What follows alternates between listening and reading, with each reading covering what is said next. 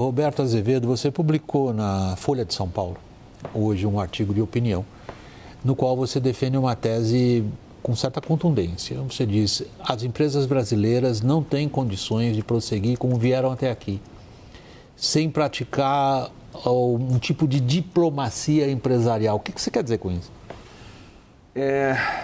O mundo atual, ele experimenta uma imprevisibilidade sem precedentes. No passado, mesmo quando eu estava no governo, eu percebia que as empresas, elas, quando tinham um problema, quando tinha uma crise, quando tinha um mercado que se fecha, uma barreira que se... todos iam bater na porta do governo, né? Então, olha, estou com um problema, o governo ia lá, falava, tal, não sei o quê. Hoje, você não tem mais a garantia de que o governo terá a capacidade de fazer isso. Por quê? Porque, com frequência, os canais diplomáticos eles são interrompidos por questões geopolíticas, por sanções econômicas, às vezes não contra o Brasil, às vezes contra um parceiro teu que faz parte da sua cadeia de consumo.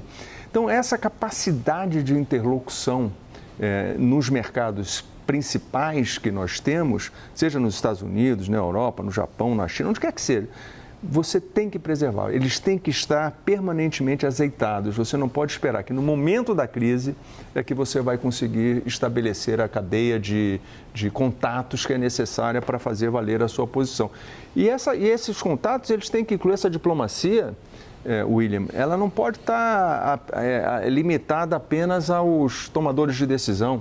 Ela tem que incluir os seus parceiros comerciais, o seu cliente, o seu supridor, quem está na cadeia de valor, think tanks, meio acadêmico, todo mundo, porque você nunca sabe qual é o canal que vai te dar o acesso aos tomadores de decisão daquele país. Por que o Brasil abandonou isso? A gente já tratou disso aqui, inclusive aquele instituto do setor privado, que o setor privado dividia com o próprio governo brasileiro, foi fechado, ficou caro demais, ficou irrelevante e as empresas passaram a admitir ou presumir que já estava dado uma relação que não corria risco?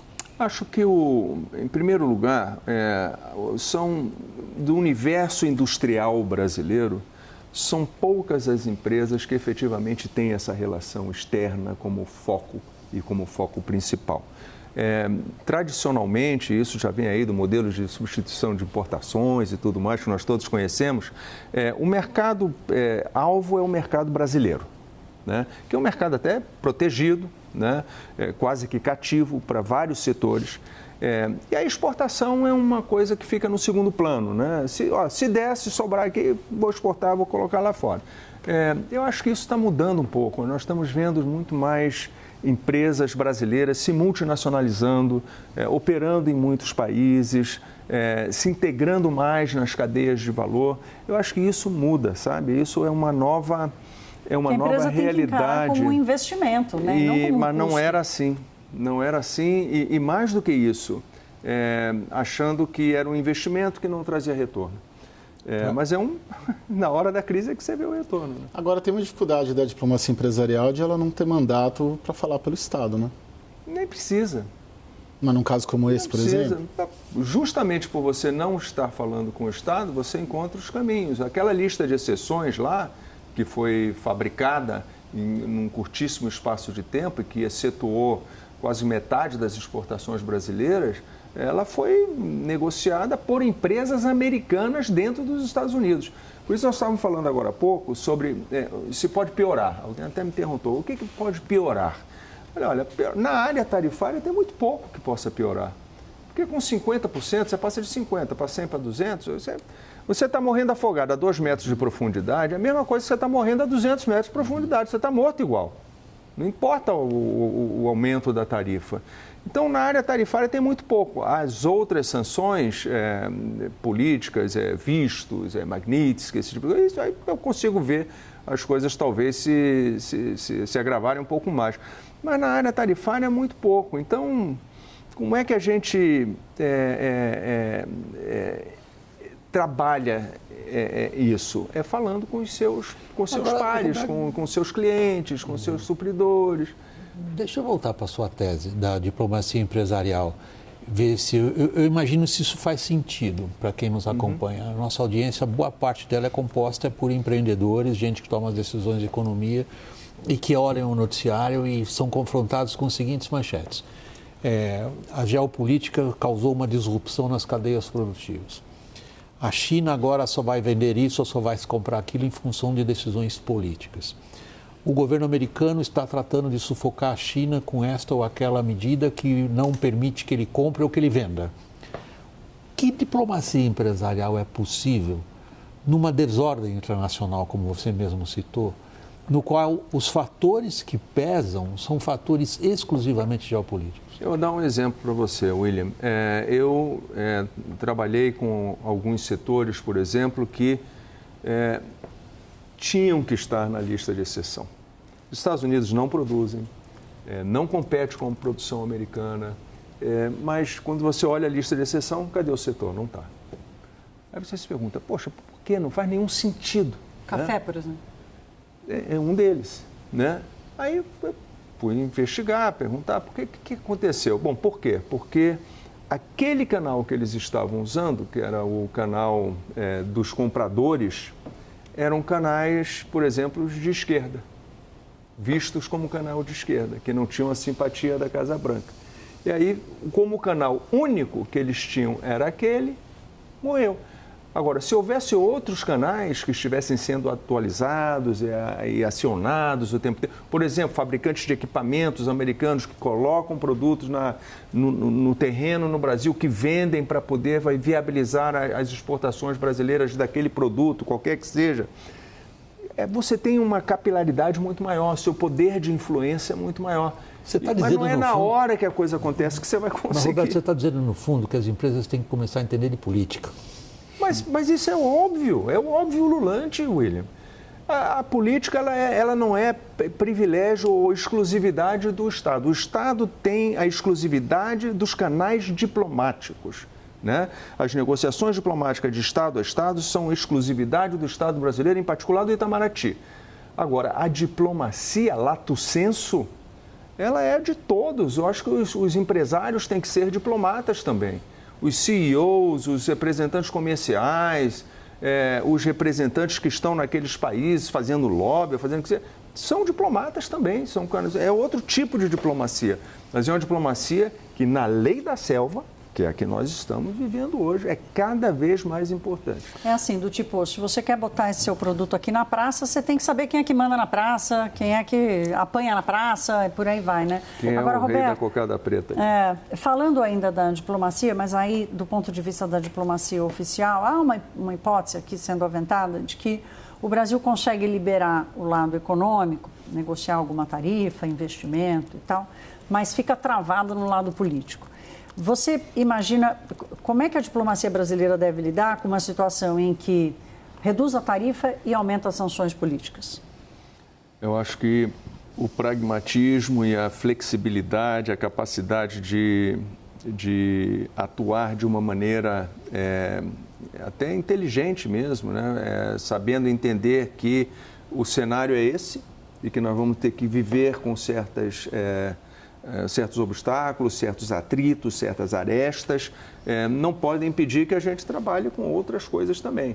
E, aliás, essa foi a mensagem que os empresários levaram para os Estados Unidos, né? Quando nós chegamos lá, foi para dizer um pouco, olha, entendemos que tem uma relação política difícil entre os dois governos e não estamos aqui para resolver isso, não temos competência, nem não está na nossa jurisdição resolver isso, mas há outras coisas que nós podemos fazer juntos.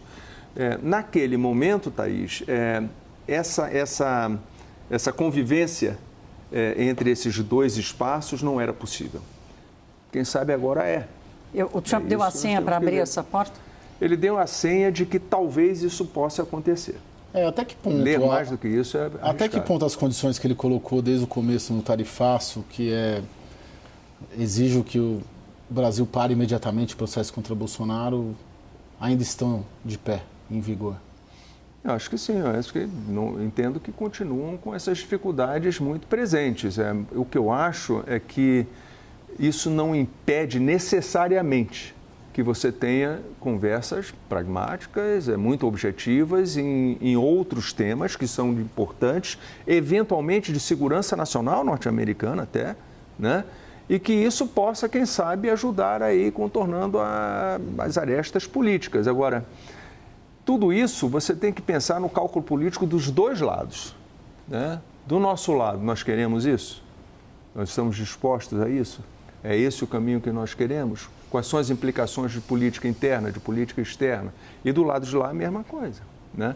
Eu acho que isso tudo tem que ser levado em consideração, mas o caminho existe. Roberto, em uma das suas participações anteriores aqui, tanto no programa diário quanto no WW Especial, você nos informou de algo essencial. Você disse que nas suas tratativas, nos contatos que você teve em várias esferas, em vários lugares, quase sempre você acabava ouvindo Trump is running the show.